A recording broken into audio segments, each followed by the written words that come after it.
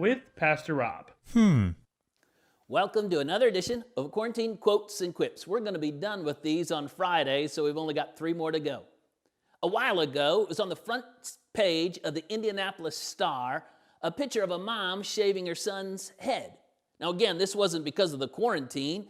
He was getting his head shaved for another reason. Bald as a cue ball. You might say, well, why in the world was he wanting to do that? Did he want to look like Michael Jordan or The Rock or Vin Diesel or Yul Brynner for you old timers? No.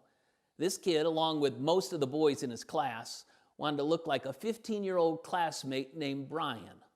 Brian, you see, had a brain tumor. Because of the radiation and the chemotherapy, their friend had lost all his hair.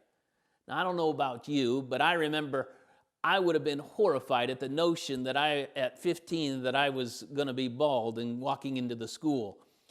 When I was 15, I had a big hair. I was Rob Prince in his afro. I'm getting close to that these days. I don't know that it was too cool then. It's probably not too cool now. Still, to lose all those precious curls may have been a little upsetting. But all of Brian's classmates spontaneously came to the rescue. And so on page 1 of the Indianapolis Star, a mom was smiling from ear to ear as she was cutting her son's hair, with all of his bald classmates smiling and looking on. The article didn't say how Brian felt that first day of school, but can you imagine what happened? Feeling nervous, apprehensive about entering school, maybe thinking that everyone would notice him and everyone would know that he had cancer, probably wanting to wear a baseball cap or something to cover his hairless head. But upon entering his school, Brian discovered that instead of being looked on as something different or strange, Brian entered that school full of bald heads. He fit right in.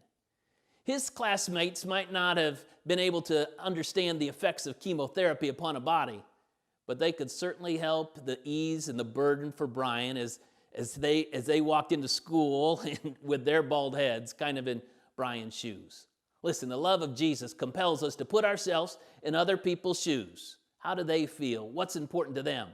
The love of Christ during a pandemic and always calls us to love our neighbor. Let's do that today and every day. Well, thanks for joining me on another edition of Quarantine Quotes and Quips.